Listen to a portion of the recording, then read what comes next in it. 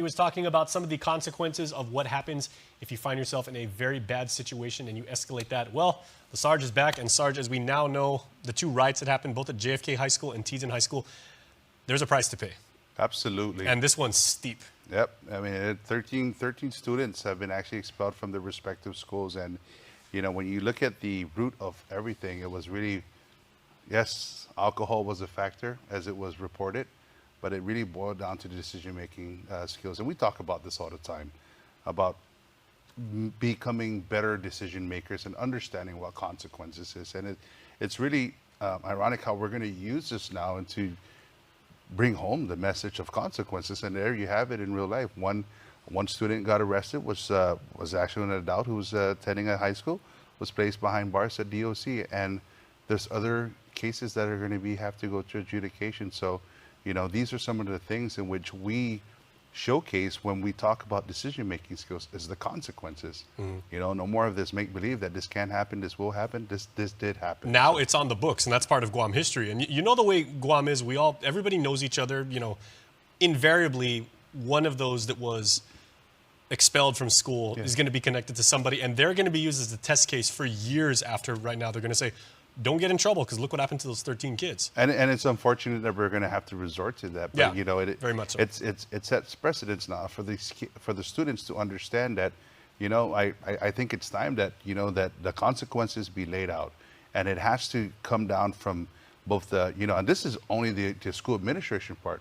Now you got to look into the criminal aspect. And this paints a bigger picture now for students to realize now the importance of and understanding the substance in which we come out. And we talked to them about decision-making skills. We just did that special with, you know, the live segment with Antolon Middle School. And, you know, we were talking about sending the message to Red Ribbon and being better decision makers. And really, this is where we want to graduate those kids from that level up to high school, because we're really preparing them. And we talked about it with John Fernandez, you know, the superintendent, with one of our live streams about preparation for the real world. And this is a prime example. And, you know, putting it now into perspective about your actions and your decision to do what you're going to do and the actions that's going to happen. Here are the consequences that laid out for you. And to be fair for everybody watching right now, because you and I know John Fernandez very, very well, he is a massive superstar on Twitter, and everybody knows he really cares about the kids. He stressed over and over when we did that live stream with him in his office at DOE headquarters that expulsion is absolutely the last result. You try and exhaust every other option before you do expulsion, because that really is like a very strong penalty. And you got to applaud them. You got to applaud, you know, the superintendent and, of course, his administrators, because he is thinking of the general population of the school, the safety.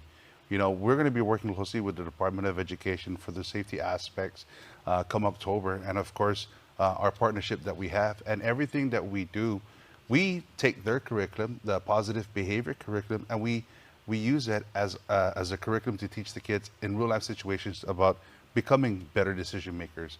And, you know, what they have to look at, the full totality of everything, is the general safety for the entire student population. So, you know, it doesn't end there. And I'm talking now about the criminal element. You know, what's going to happen to the kids who are under 18? You know, you're going to have to go to DYA, you're facing the expulsion, you have nowhere to turn to and everything. And this is the grim reality of what can happen. That's going to follow you every time you apply for a job once you hit maturity.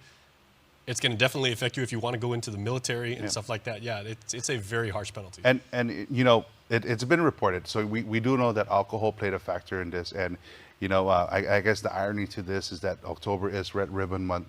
We did that special with Antolon Middle School, and congratulations to them, of course, for winning the video competition. But outstanding young people. This is a great opportunity to understand the substance now, in which you know, the Red Ribbon Committee is going to be going out to the schools. The outreaches are going to talk to the students about, you know, the harmful effects of drugs, but listen carefully to a lot of the decision-making messages that they bring into the curriculum, because it really is going to affect you when you get older, when you don't practice decision-making skills. So, you know, October is Red Ribbon Month. We've been airing it. I know they're going to be doing specials and stuff, but you know, this is an opportunity now for our you know, our schools, both elementary, middle, and high school, to really understand the important substance and look at what had happened and how can we prevent that from happening. Okay, so I know speaking from a young person's perspective now, right? If something bad should happen in my school, say everybody's in the cafeteria, there's a little skirmish, which maybe escalates, people want to gather around, they want to see what happens. People start, talking smack to each other on social media and everything like that. How can we handle that situation? We're working with peer mentorship. We just had a meeting with the Micronesian Student Association, and it really is addressing issues in which how we can actually become mentors within our peer mentorship. And one of the aspects of our curriculum is that we tell people, rather than being a bystander and filming the events that are happening, be an upstander and make rightful decisions about reporting the incident before it escalates.